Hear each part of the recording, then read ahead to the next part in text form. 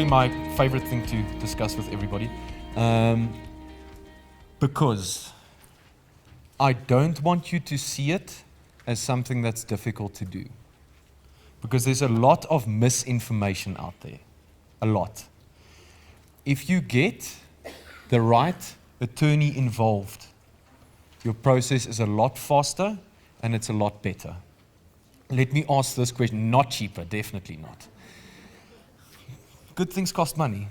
Sorry, to go to the Afrikaans, maar goedkoop koop is duur koop. So the big thing is, and let me ask you this question, would you go to a dentist to do open heart surgery? Then don't go to an attorney who specializes in something else and not necessarily evictions. Go to a person that specializes in something. Obviously, once again, higher standard of care, but eviction attorneys in this instance know exactly what to do, what court process to follow, which courts to go to, whether to go to magistrate court, whether to go to high court, what the process is involved in the different processes. So go to somebody in your area that knows exactly what they're doing. We have given you process maps on how to do evictions, whether it be residential or commercial. The reason why I've given you this is not so that you can go home this afternoon and do your own eviction. Not that. I want you to be able to point out where you are in the process and hold people to account. You go to your attorney and say, where are we on this map? And he goes, well, we haven't even started, we don't know. Then you run to somebody else and you get very angry and you ask for your money back. Residential, commercial follow two completely different processes. The initial start of the proceeding is the same regarding your application. Well, not really the same. You just draft similar documents. But the entire process flow is very different. And the reason for that is, for residential properties, we need to follow something called PI.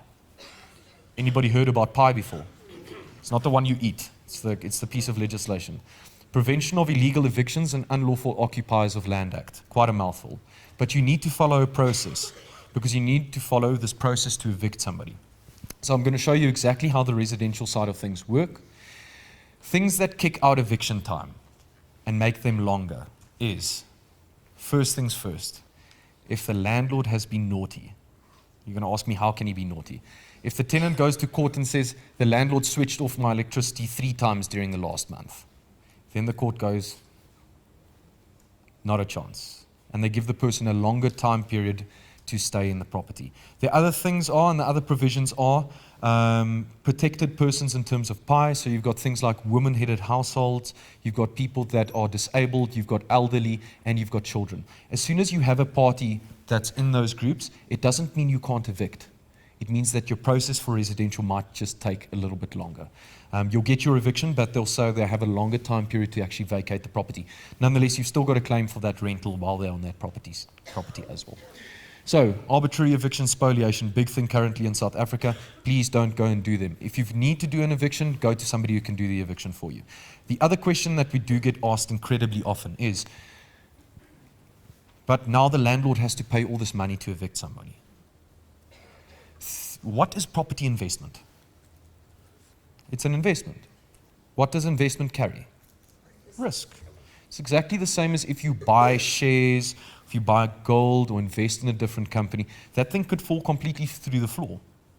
Don't think that just because you bought property for investment purposes that you have guaranteed rental for the next 20 years. It doesn't happen.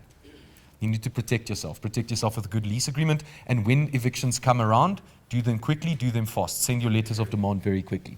Once again, time is money in this process. Get somebody paying into the property as quickly as possible. So let's have a look at this. If you would like these slides, I will make them available to you. Nonetheless, the process map is in your booklets as well. First things first, I send a letter of demand. Good. How long am I going to give a person if Section 14 is applicable? 20 business days. And then I'm going to do what? I'm going to send another notice called a notice of cancellation, and I'm going to cancel the lease agreement. Do I need to give a person a longer time period to vacate thereafter? Or can I tell them vacate immediately? You can tell them vacate immediately. The reason for that is because you've just cancelled the person's right of occupation. If you've cancelled their right of occupation and now you tell them, listen here, but you only have to vacate in a month's time, what have you basically created? A new lease agreement for a month. a tacit lease agreement, whatever it might be. So I would like to see you say vacate immediately. Also, if you do it that way, you can start the eviction proceedings then and there. If you give the person the extra time period, you can't start eviction yet. You can't serve your papers, you can't do anything. Just to go a little bit off this, so please just keep this in your mind how everything works. I just quickly want to talk to you about cancellation and termination. Does everybody know that cancellation and termination are two completely different things? Completely different. They both end up doing something like ending the lease agreement, but they completely different processes. So, cancellation is where you place somebody on terms for doing something wrong, and then you cancel. Termination is something different. Termination is like the natural reflection of time. Now I'm going to give you my worst example today. Think about this whole situation as a marriage relationship. A lease agreement's a marriage. You've got two ways of ending a marriage, don't you? Number one, most common one is probably divorce, and then the second one is death. So, death is like termination. It's the natural end of something. It's the natural end of the lease agreement. Somebody dies. The lease agreement just doesn't carry on anymore. Cancellation is like divorce. And you can have a look at the letter of demand system in exactly the same way. This is just for you to remember this. Letter of demand. Somebody's done something very naughty in the marriage relationship. I give them terms. We're going to counseling for 20 business days. If you don't get better, I'm going to do what? I'm going to divorce you and serve court papers, and then you cancel the marriage. Simple. So you guys are going to know exactly how the cancellation and termination thing works. Think about the marriage relationship. That's the easiest way of explaining it to people. After that whole situation, rather cancellation or termination of the contract, so the contract's now come to an end and the person doesn't want to vacate the unit, you don't wait 2 weeks to see if he's going to vacate. You approach an attorney like the next day. Because remember that 2 weeks throws your process out into the next month. You don't want that. You want to do it as quickly as possible. So you approach an eviction attorney, application and ex parte is drafted. The one reason why I've put that in bold as well is, like I said now, if you approach an eviction attorney and they say they're specialists in divorces as well, they probably won't, it won't necessarily do it. I probably, if you came to me with a divorce when I was still an attorney, I would have evicted your spouse from the property, which is like half the battle, but just go to somebody that says they're an eviction specialist, please. There are a lot of good guys in Joburg that can help. One that we refer to as SSLR Incorporated. If you're wondering about that, come and talk to me in the break and I'll give you their contact details. Then they draft something called an application and an ex parte. They make the application to court, so they go and sit in front of the judge or magistrate, explain the whole situation to them. The judge or magistrate says, okay, yes, I see you've got a point here. What I'm going to do for you is give you a service directive on how to serve your documentation. I'm going to authorize your Section 42 notice, and I'm going to authorize your court order. Then they take all that documentation back, they give it to the sheriff. Just one process there as well. The court will write a date on the documents. That is your first court appearance date. So when you go and serve the documents to the sheriff, the person will either show up on that date or they won't. If they don't show up, you're good to go. Then the court will grant the eviction, but they will only grant it if, number one, the correct process is followed, so you've cancelled the lease agreement correctly, and you followed this correct PI application. If they show up to court, you're sitting with a little bit of a problem. Letting you know now, because now it's going to take a lot longer. And now it's going to cost more, and now everybody's just going to argue in court. So what will happen then is the court's going to give them the opportunity to file further papers, an answering affidavit. You get a chance to do a replying affidavit, and then once again you go to court on your new date. Like I said, if you've cancelled the lease agreement correctly, and you followed the correct process, what are you going to get? An eviction. If you don't, the court won't grant it, because this whole process has been set out through case law and legislation and everything, so you need to follow the correct processes and cancel the lease agreement correctly. But that is your residential eviction process. Time periods you're having a look at here, probably for unopposed, you're sitting between 1 and 3 months.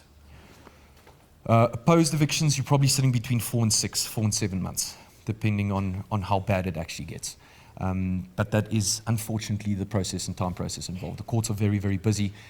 Usually if you follow an application process like this, it's not that slow. On the commercial scape, this is lovely process-based systems, because commercial is cowboy country completely, because you don't need to follow PI. It's unregulated, it's unlegislated. But I mean, we didn't go through legislation today that's like commercial based. Did you see that? It's all very residential based. Commercial, completely unlegislated. So your lease agreement's going to dictate what you can do and cannot do. In instances where the CPA does not apply, you could basically cancel a lease agreement in commercial without sending a letter of demand.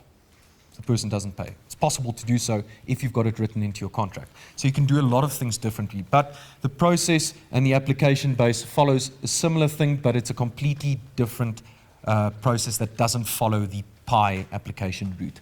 Letter of demand, cancel the lease agreement, you approach an eviction attorney. You can do it on application or summons. Application's probably going to be your easiest. You can do a money judgment during that time period as well, so you can link some cash with it as well. Then you go and serve it, dates awarded by the court, matters heard by the court, opposed or unopposed, orders granted, and the person's evicted. So commercial's a lot easier to go and do, and it's usually a lot quicker. Costs almost exactly the same, but it is a lot quicker process.